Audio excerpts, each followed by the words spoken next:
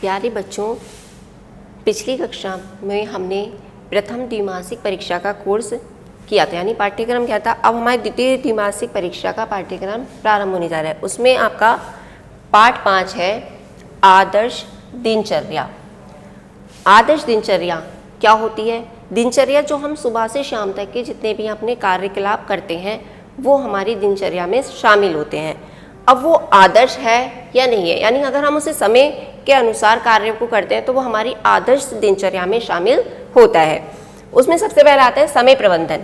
समय प्रबंधन, यदि हम अपने महापुरुषों की दिनचर्या का अनुसरण करते हैं तो हम जीवन में उन्नति के पथ पर अग्रसर हो जाते हैं। अब इसमें कुछ बिंदुओं को लेते हैं। सबसे पहले हमारा क्या आता है? जागरण, कि हमें किस समय उठना चाहिए। तो हमें किस समय उठना चाहिए? हमें ब्रह्म मुहूर्त में, यानी ब्रह्म मुहूर्त का समय होता है 4 बजे का, तो हमें 4 बजे इस प्रातःकाल में उठना चाहिए और हमें अपनी शुद्ध वायु में टहलना चाहिए। जो प्रातःकाल की वायु होती है वो शुद्ध होती है और उससे हमें ऑक्सीजन की मात्रा अधिक मिलती है, जो कि हमारे अच्छे स्वास्थ्य के लिए आवश्यक है। दूसरा आता है आपका ध्यान। आत्मा का ध्यान करना, यानी जब हम अपनी जागरण करते हैं तो उसके बाद हमें ध्यान अपने इष्ट हैं, गुरु हैं और हमारे माता पिता हैं, तीर्थ हैं, उन सभी का हमें स्मरण करना चाहिए। मन की एकाग्रता, यानी हमारा मन एकाग्र रहे, इधर उधर ना जाए। मन हमारा चंचल होता है, तो अगर हम अपने मन को एकाग्र करना चाहते हैं तो उसके लिए हमें ध्यान की आवश्यकता होती है। एकाग्र मन से हम अपने लक्ष्य को भी आसानी से प्राप्त कर सकते हैं। इसके बाद तीसरा आता है आपका हस्त मुख प्रक्षालन। हस्त का मतलब होता है हाथ और मुख का मतलब है मुंह। प्रक्षालन का अर्थ होता है धोना, यानी जब हम शौच आदि कार्य से निवृत्त हो जाते हैं तो हम क्या करते हैं? अपने हाथों से अपने मुंह को स्वच्छ शीतल जल से धोना चाहिए, जिससे कि हम ऐसे इस तरीके से धोते हैं तो हमारा मुंह साफ लगता है और हमारे नेत्रों की ज्योति भी बढ़ जाती है और जितने भी रोगों से बचाव भी हमारे लिए आवश्यक हो जाता है। इसके बाद 14 पॉइंट आता है आपका दांतों की सफाई। हमें दांतों की सफाई क्यों करनी चाहिए?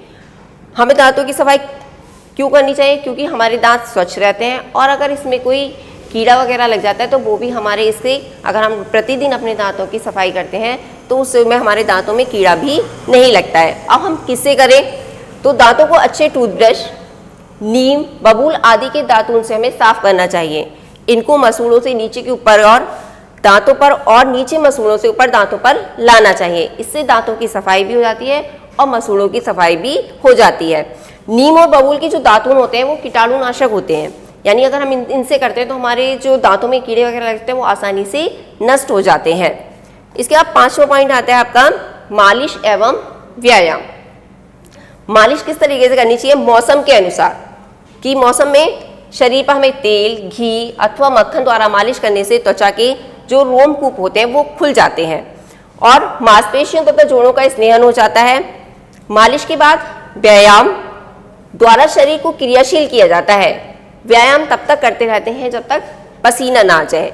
इसके 5 मिनट बाद क्या करते हैं? शरीर सामान्य स्थिति में आ जाता है और व्यायाम करने से हमारा जो शरीर है वो स्वस्थ रहता है, सुडौल बनता है और सुंदर बन जाता है और इससे हमारी आयु में भी वृद्धि होती है। इसके बाद 6 पॉइंट है आपका स्नान। मालिश के बाद, यानी पहले हमने दांतों की सफाई के बाद मालिश और व्यायाम किया और उसके बाद स्नान पे आते हैं। स्नान इसके बाद ऋतु के अनुसार ही शीतल अथवा गुनगुने जल से स्नान करना चाहिए। अगर गर्मी है तो शीतल जल से और अगर सर्दी है तो हमें गुनगुने जल में स्नान करना चाहिए। स्नान से क्या होता है? हमारे शरीर में स्फूर्ति आती है, गंदगी दूर होती है, मन हमारा प्रसन्न रहता है और हमें भूख भी अच्छी लगती है। इससे त्वचा की कई बीमारियों से भी हमारा बचाव हो जाता है। 7वां पॉइंट है देव पूजन। देव पूजन करना चाहिए हमें। स्नान के पश्चात स्वच्छ वस्त्र धारण करके हम भगवान की पूजा करते हैं और गुरुजन तथा इष्ट देव को नमस्कार करते हुए देव पूजन करना उपयुक्त रहता है। और पूजा और ध्यान करने से हमारी मन को शांति आती है और कार्य पूर्ति में भी हमें सहायता मिलती है। 8वां पॉइंट आता है आपका स्वाध्याय। हमें स्वाध्याय क्यों करना चाहिए? स्वाध्याय करने से हम अपनी जो अध्ययन की गति है उसे भी बढ़ा सकते हैं और हमें जितनी भी जिस विषय में जानकारी नहीं है हम उस विषय में भी जानकारी प्राप्त कर सकते हैं। और इन सदग्रंथों का अगर हम अध्ययन करते हैं तो हमें अच्छी अच्छी बातों का पता चल जाता है। अब जो विश्व में कीर्तिमान स्थापित करने वाले जितने भी महानुभाव हैं, उन्होंने समय की बचत के माध्यम से अपनी जीवन धारा को बदल दिया था। उदाहरण के लिए 24 घंटे में सामान्य व्यक्ति केवल किसी एक कार्य को संपन्न करके वो थक जाता है, लेकिन जो असाधारण व्यक्ति होता है वो 24 घंटे में कार्य करने के बाद भी पूर्ण रूप से नहीं थकता है और अपने लक्ष्य को प्राप्त कर लेता है। अब सदग्रंथों के आधार पर भगवान श्री राम की आदर्श दिनचर्या के बारे में कुछ बिंदु निम्नलिखित हैं, इन्हें धारण करने के हमें प्रयास करना चाहिए। जैसे भगवान श्री राम जी नित्य प्रातःकाल 4 घड़ी रात्रि शेष रहते मंगल गीत सुनते हुए जगते थे।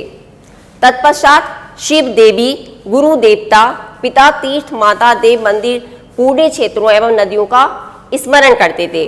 फिर शौच आदि के पश्चात दंत शुद्धि करते थे। फिर कभी घर पर और कभी सरयू में जाकर स्नान करते थे। प्रातःकाल माता पिता तथा गुरु को मस्तक झुकाकर प्रणाम करते थे। प्रातःकाल उठ के रघुनाथा, मातु पिता गुरु ना वही माता। इसका अर्थ है यानी प्रातःकाल उठ के रघुनाथ, यानी जो राम भगवान थे वो प्रातःकाल उठकर अपने माता पिता और गुरु को नमस्कार करते थे या प्रणाम करते थे। अब माता जी से आज्ञा मांगकर अपने मित्रों के साथ खेलने जाते थे, यानी बिना माता पिता की आज्ञा के वो खेलने भी नहीं जाते थे। छोटे भाइयों तथा मित्रों के साथ बैठकर भोजन करते थे और माता पिता की आज्ञा का पालन करते थे। अनुज सखा संग भोजन करहीं, मातु पिता आज्ञा अनुसरहीं। अनुज का मतलब होता है छोटे भाई बहनों के साथ संग भोजन करी, यानी साथ में भोजन करते थे और मातु पिता आज्ञा अनुसार और माता पिता की आज्ञा का ही अनुसरण करते थे। उपरोक्त दिनचर्या के आधार पर प्रभु श्री राम जी ने गुरु के आश्रम में अल्प समय में ही सारी विद्याओं का ज्ञान प्राप्त कर लिया था। गुरु गृह पढ़न रघु रघुराई, अल्पकाल विद्या सबाई। गुरु गृह गए पढ़न रघुराई, यानी जब रघुराई यानी राम भगवान गुरु गृह यानी गुरु के घर पर पढ़ने के लिए गए तो उन्होंने थोड़े समय में ही विद्या को प्राप्त कर लिया। अब हमारी ये चार्ट बना हुआ है ऋतु के अनुसार आदर्श दिनचर्या का चार्ट, यानी मौसम सर्दी और गर्मी के दोनों होते हैं तो हमें किस समय क्या किस कार्य को करना चाहिए। ये आपके तथ्य दे रखे हैं, ये ग्रीष्मकालीन और ये शीतकालीन, यानी हमें ग्रीष्मकाल में कब उठना चाहिए और शीतकाल में कब उठना चाहिए। जागरण का मतलब उठना, तो ग्रीष्मकाल में 5:30 बजे और शीतकाल में 6:30 बजे। उसके बाद दूसरे नंबर पे प्रातः स्मरण तथा बड़ों को प्रणाम। प्रातः स्मरण जो आपके श्लोक बोले जाते हैं क्राग्रे बस्ते लक्ष्मी, तो वो और हम बड़ों को प्रणाम करें तो वो उसके बाद यानी 5:30 बजे और शीतकाल में 6:30 बजे। तीसरे नंबर पे शौच, स्नान, सूर्य नमस्कार और आसन। ये हमारा ग्रीष्मकाल में 6 बजे का और शीतकाल में 7 बजे का। इसके बाद 4 नंबर ध्यान, ईश वंदना, यानी जब हम स्नान आदि से निवृत्त हो जाते हैं तो हम उसके बाद ध्यान करते हैं और भगवान की पूजा करते हैं, तो वो हमें किस टाइम, ग्रीष्मकाल में 6:30 बजे और शीतकाल में 7:30 बजे। इसके बाद अल्पाहार, अल्पाहार यानी जो हम नाश्ता करते हैं वो किस टाइम करना चाहिए, 7 बजे और ग्रीष्मकाल में 7 बजे और शीतकाल में 8 बजे। विद्यालय को प्रस्थान, यानी हम नाश्ता करने के बाद विद्यालय को प्रस्थान करते हैं तो विद्यालय का प्रस्थान समय 7 बजे ग्रीष्मकाल का और शीतकाल में 8 बजे का। इसके बाद विद्यालय से यानी जो हम उसके बाद विद्यालय में जितनी भी क्रियाएं होती हैं उनको करते हैं और उसके बाद हम विद्यालय से वापस लौटते हैं, तो विद्यालय से वापस 3 बजे ग्रीष्मकाल के समय और शीतकाल में 4 बजे।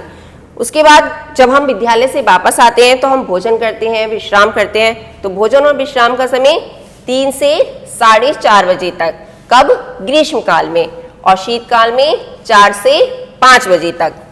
इसके बाद अध्ययन, भोजन हो गया, विश्राम हो गया, उसके बाद हमें पढ़ना चाहिए, तो पढ़ने का समय 4:30 से 6 बजे तक और शीतकाल में 5 बजे से 6 बजे तक।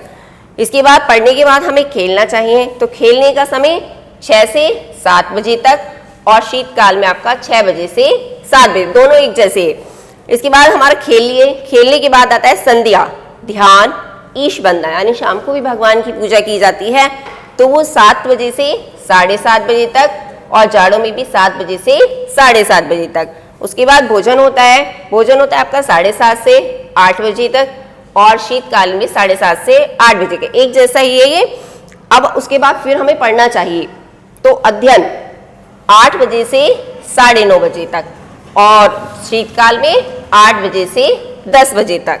फिर उसके बाद शयन, शयन का अर्थ है सोना, तो कितना 9:30 बजे ग्रीष्मकाल में और 10 बजे शीतकाल में सो जाना चाहिए।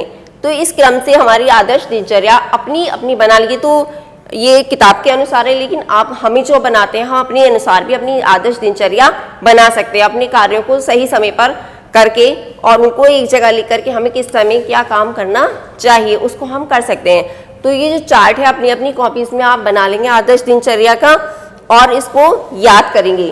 ग्रीष्मकाल का अलग याद करना है और शीतकाल का अलग याद करना है, और बाकी प्रश्नोत्तर आपको PDF के माध्यम से मिल जाएंगे। धन्यवाद।